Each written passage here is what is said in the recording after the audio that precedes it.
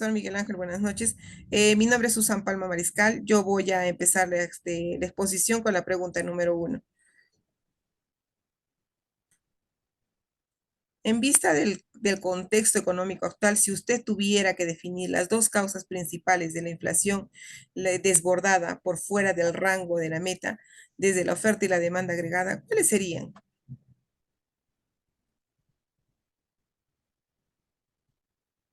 Hablamos de una inflación por oferta agregada, aumentos en los costos de producción.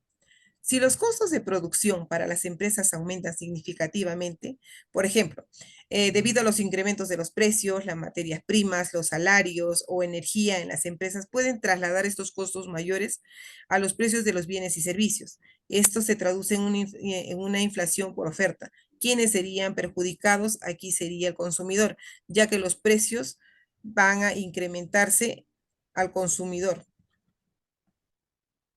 Eh, la,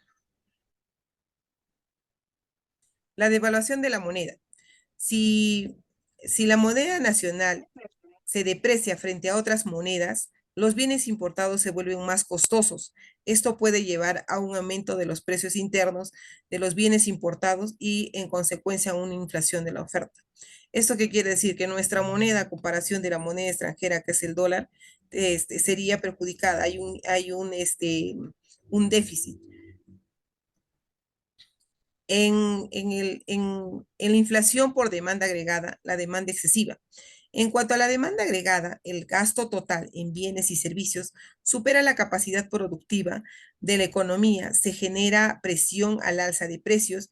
Esto ocurre cuando los consumidores y las empresas o el gobierno tienen una capacidad adquisitiva, es decir, tienen dinero disponible y están dispuestos a gastar más. Si esta demanda excede la oferta disponible, los precios aumentan, lo que resulta una inflación por demanda. Políticas monetarias expansivas. Las políticas monetarias aumentan la cantidad de dinero en circulación, pueden estimular la demanda agregada, por ejemplo, una reducción de las tasas de interés a la expansión de la base monetaria, pueden impulsar el gasto y en consecuencia generar inflación por demanda. ¿Esto qué quiere decir? Hay una insuficiencia de la demanda agregada, menor producción, desempleo, hay una política fiscal expansiva, menores impuestos y mayor gasto público. El exceso de demanda agregada, mayores precios, inflación, hay una política restrictiva, mayores impuestos y menor gasto público.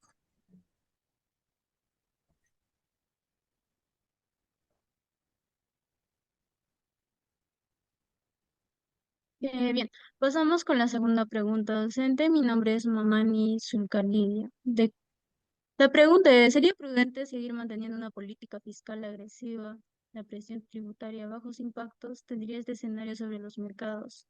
Bien, una política fiscal agresiva con bajos niveles de presión tributaria puede tener varios impactos con los mercados de un país. Uno, el aumento de déficit fiscal. Una política fiscal agresiva puede llevar a un aumento en el gasto público y posiblemente a una reducción del impuesto para estimular demanda y crecimiento económico, lo que resultaría un aumento del déficit fiscal. Incremento de la demanda pública. Para financiar este déficit del gobierno, podría haberse obligado a pedir préstamos o emitir bonos, lo que aumentaría la deuda pública del país. Bien, presión sobre los mercados financieros. Un aumento en la deuda pública puede presionar a los mercados financieros, especialmente si los inversores dudan de la capacidad del gobierno para pagar sus deudas, lo que podría llevar a las tasas de interés y dificultad del crédito. En cuarto, tenemos el impacto sobre la confianza del inversionista, que es la incertidumbre sobre la sostenibilidad de la deuda y las perspectivas fiscales del país. Pueden afectar la confianza de los flujos de inversiones extranjeras. Tenemos a las presiones inflacionarias, que es un aumento continuo del gasto público sin una oferta suficiente de bienes. Servicios podría generar presiones inflacionarias, lo que afectaría el poder adquisitivo de los consumidores y estabilidad macroeconómica del país. Siguiente, siguiente. Bueno, en conclusión, podría mantener una política fiscal agresiva o con bajos niveles de presión tributaria. Pasamos con la tercera pregunta. Bueno, quien les habla es el alumno Luis Alberto Sotomayor Lescano. Vamos a fijaros en la pregunta número 3, que nos dice sobre la fijación de precios. En este caso, nuestro candidato, como dice la pregunta, ¿no? ¿Qué solución le podemos dar a la fijación de precios que ya dio el otro candidato? Primeramente, deberíamos evaluar de una manera muy crítica las medidas de fijación de precios. ¿Por qué? Porque puede afectar a la economía y el comportamiento del consumidor. Incluso puede llegar a la alteración de la escasez de los productos. Bueno, vamos a ir con un claro ejemplo en la siguiente diapositiva para que me puedan llegar a entender esto. Vamos a simular que el presidente electo decide fijar los precios, que significa que estos precios van a estar eh, habitualmente entre los precios a que el productor normalmente no sean rentables para él. ¿Esto qué quiere decir? Cuando la oferta de los productos no llega a cubrir los costos de la producción, definitivamente el que va a ser afectado en este proceso va a ser el productor, porque no va a llegar a recuperar lo invertido. ¿Qué va a llegar a producir esto? Que el productor tenga esa necesidad de abandonar esta producción, que ya no va a querer producir más huevos en este caso, ¿no? Lo que va a conllevar a una disminución de la producción de los huevos en el mercado. De la misma manera, en la demanda, los únicos beneficiados serían los consumidores, porque en este caso, si vemos una fijación de precios de lo habitualmente, de lo normal a lo bajo, ¿qué quiere decir esto? Si, por decir, el huevo antes costaba 10 soles y llega a costar 5 soles, definitivamente el único beneficiado va a ser el consumidor, porque va a tener más producción, va a tener más adquisición de huevos. De lo que antes podía comprar el 50%, lo va a comprar al 100%, siempre y cuando la tasa de este precio baja de lo normal, ¿no? Ahora, vamos a ver la dificultad para los consumidores. En este caso, si se fija un precio por encima de lo normal, definitivamente el que va a ser más afectado va a ser los consumidores, porque ya no van a tener ese acceso de poder comprar a un precio accesible. Si antes lo compraban a 10 soles una java, por decir, ahora lo van a comprar a 20.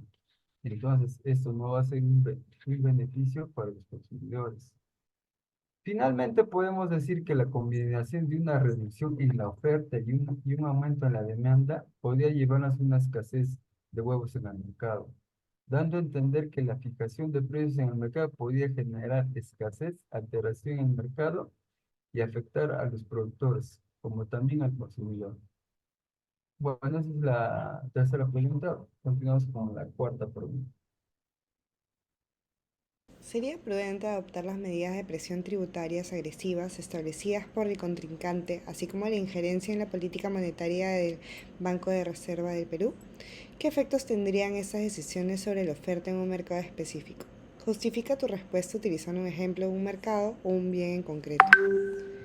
Si se adoptan medidas de presión tributaria agresiva, como el incremento de impuestos sobre el impuesto a la renta y el IGB, junto con la injerencia en la política monetaria en el Banco Central de Reserva del Perú, se podría tener efectos significativos sobre la oferta de un mercado específico, y estos efectos dependerán del contexto económico y del comportamiento del mercado. Vamos a analizar estos efectos utilizando el mercado de bienes raíces. ¿Qué pasa si nosotros colocamos o hacemos una presión tributaria agresiva? Un aumento agresivo en los impuestos sobre la renta y el IGB podría disminuir el poder adquisitivo de los compradores, lo que llevaría a una reducción en la demanda de bienes inmuebles, bienes raíces. Los costos adicionales asociados con los impuestos más altos podrían desincentivar la construcción de nuevas viviendas o la compra de propiedades existentes para su alquiler o venta posterior, ya que los costos de construcción, los costos de mano de obra serían mucho más elevados. ¿Qué pasa si colocamos o si tenemos alguna injerencia en la política monetaria del Banco de Reserva del Perú? La injerencia en la política monetaria, como forzar al Banco de Reserva a mantener tasas de intereses bajas, en efecto podría conducir a un aumento en la demanda de préstamos que se soliciten, porque las tasas serían mucho menores y habría más cantidad de personas que podrían solicitar un préstamo.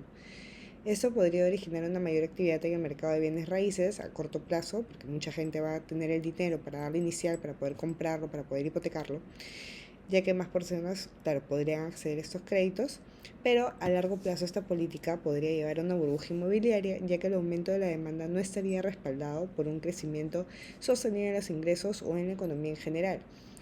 ¿Qué sucedería? Que a largo plazo, ya cuando las personas tendrían ya que empezar a pagar las cuotas, esto no sería posible por la inflación que se hubiera podido crear por haber tenido una injerencia en la política monetaria del Banco de Reserva del Perú.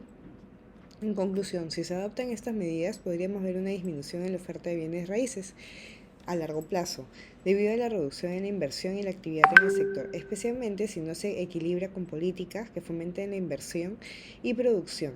Además, la manipulación de la política monetaria podría generar distorsiones a corto plazo en el mercado, pero podría tener consecuencias negativas a largo plazo si no se ajusta a las condiciones económicas fundamentales. Muchas gracias.